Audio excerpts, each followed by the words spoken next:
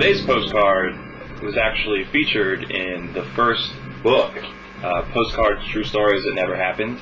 It was turned into a story by Stuart Moore and Michael Gaydos. Stuart was one of the original editors for Vertigo, DC Comics' mature comics line.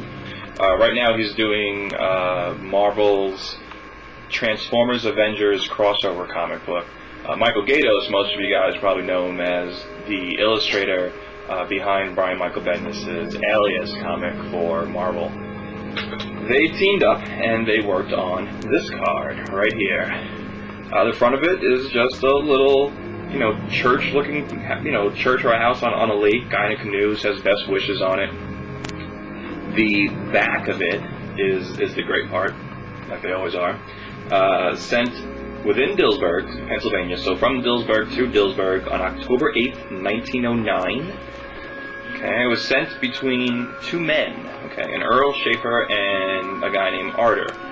Two guys sending postcards back in 1909 was very rare. That alone makes this a very special card, okay? It says, "Look under stamp. I was in town today. Hope you were not in a fight last night. Your friend, Arter."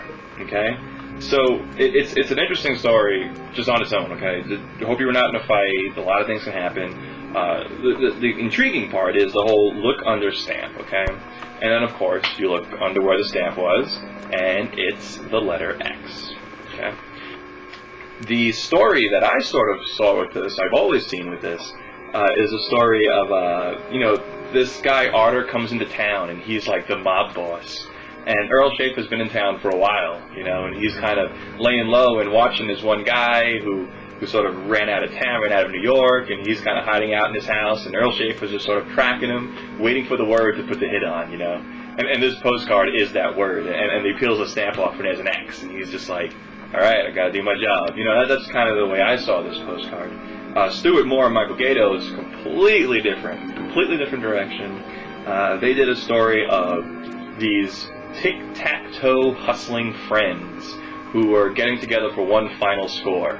Arter, who comes to town, he doesn't really know that that's Earl wants to do one last score. He thinks they just want to catch up. I'm not going to give the ending away. It's a great little story. It's continuously called out as one of the stronger stories in the book.